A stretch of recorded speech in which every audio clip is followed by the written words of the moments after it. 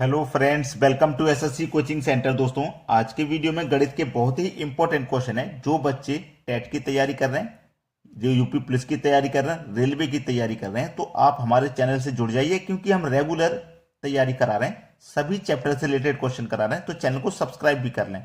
चलिए स्टार्ट करते हैं। पहला क्वेश्चन है, एक क्लास में कुल 40 विद्यार्थी हैं, जिसमें कि लड़का और लड़की का अनुपात 3:5 है। तो लड़कों की संख्या है, देखिए लड़का और लड़की, पहले लड़का कहा गया है ना, तो पहले आपको लड़का लिखना है, ठीक है।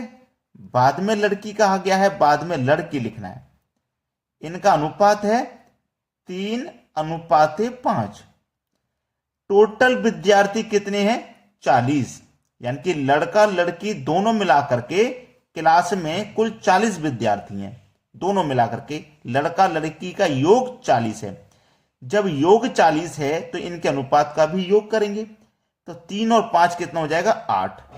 तो इस योग में अनुपात के योग से डिवाइड कर दीजिए। 8 से 40 5 बार में कट जाएगा, ठीक है, 5 बार में कट गया। अब 5 का मल्टीप्लाई 3 से कर दो तो 5 त्रिक का 15, और 5 का मल्टीप्लाई 5 से कर दो तो 5 बचे 25। ये क्या हो गया? लड़कों की संख्या 15 है, लड़की की संख्या 25 है। टोटल 40 थे ना विद्यार्थी, 40 में से लड़का 15 है, लड़की 25 है, दोनों को जोड़ोगे तो 40 ही हो जाएगा। आपसे पूछा क्या गया है? लड़कों की संख्या। लड़कों की संख्या पूछ रहा है, जो कि 15 है। यह आपके प्रश्न का बिल्कुल सही जवाब हो जाएगा, आंसर, ठीक है, 15। सी ऑप्शन बिल्कुल सही जवाब है। अब देखेंगे अगला सवाल। अगला प्रश्न है, क्रय मूल्य पर पहले एक विक्रेता ने 10% ज्यादा अंकित कर दिया, फिर 10% छूट दे दिया, तो प्रतिशत लाभ या हानि ज्ञात करें।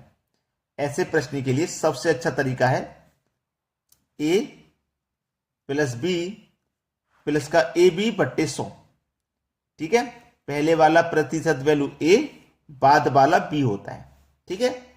अब देखिएगा, पहले क्या किया उसने? 10% ज्यादा अंकित कर दिया। जैसे मान लो किसी वस्तु का मूल्य 100 रुपए था, उसने 10% ज्यादा अंकित कर दिया तो 110 कर दिया होगा, है ना, 110 कर दिया होगा। तो ये तो प्रॉफिट हो गया ना, ये तो प्रॉफिट हो गया।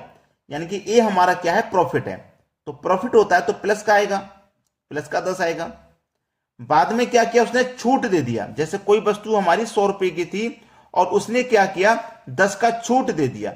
10 का छूट दे दिया तो 100 की चीज पे 10 का छूट देगा, मतलब 90 में बेचेगा, तो नुकसान हो जाएगा। कितने का छूट दिया? 10 का। तो इसका छूट का मतलब क्या है? नुकसान। हानि, हानि का मतलब क्या है? माइनस का 10। प्रॉफिट रहेगा तो प्लस का रहेगा, लॉस रहेगा तो माइनस का रहेगा।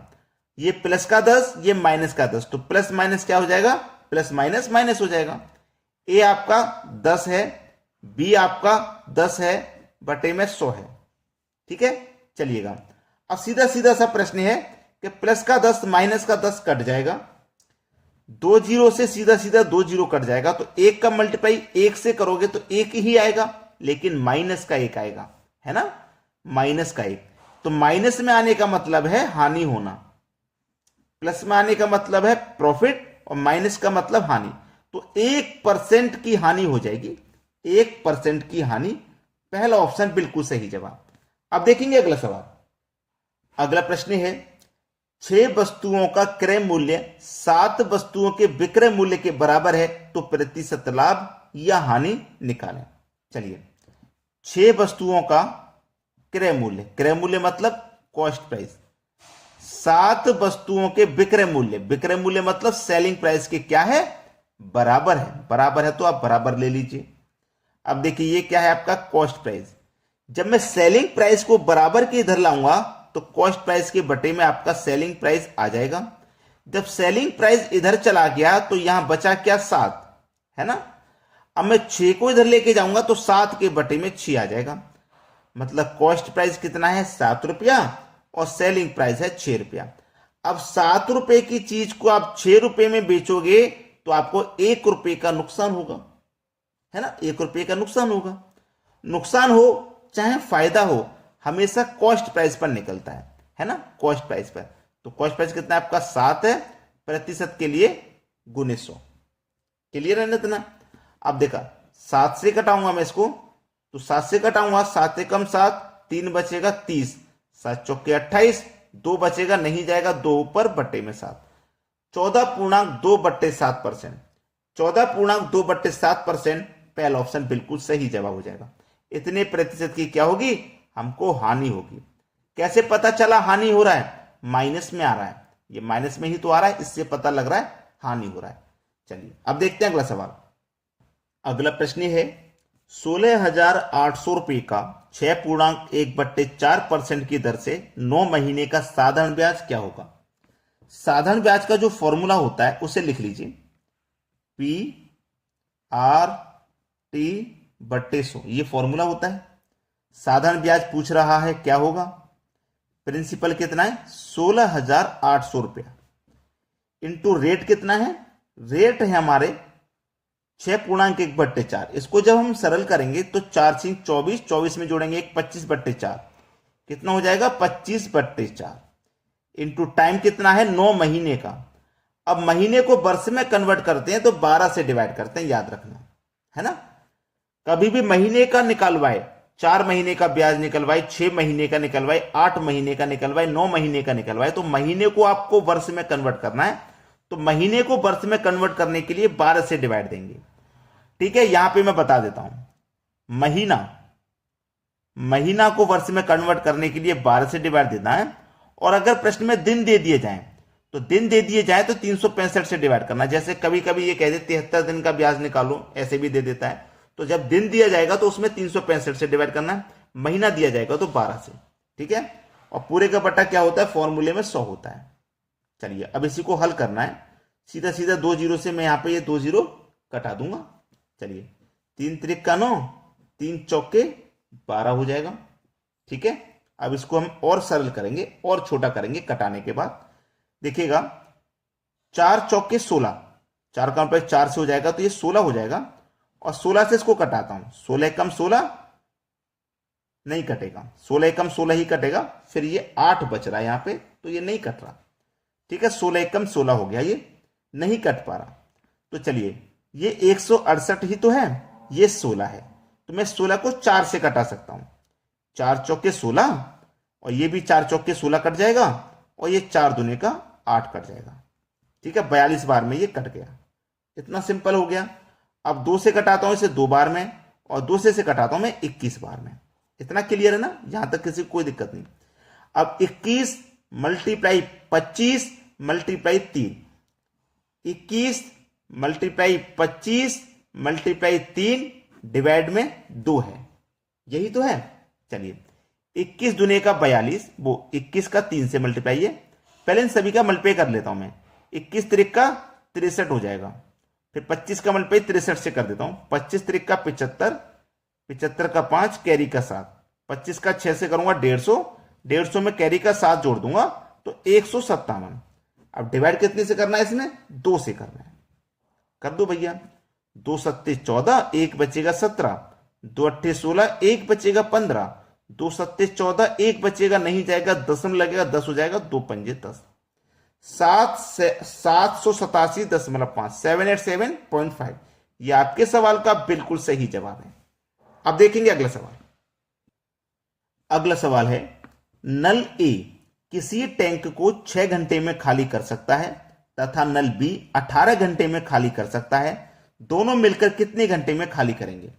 देखिए नल ए ये 6 घंटे में खाली कर रहा है, और नल बी ये 18 घंटे में खाली कर रहा है। ये भी खाली करने वाला नल है, ये भी खाली करने वाला है, खाली करने वाला है तो माइनस लेते हैं। अब हमको ये तो पता नहीं है कि जो टैंक है वो कितना बड़ा है, तो कैसे पता करेंगे टैंक कितना बड़ा है, दोनों का एलसीएम लेके 18 का और 6 का एलसीएम लेंगे तो 18 ही आ जाएगा।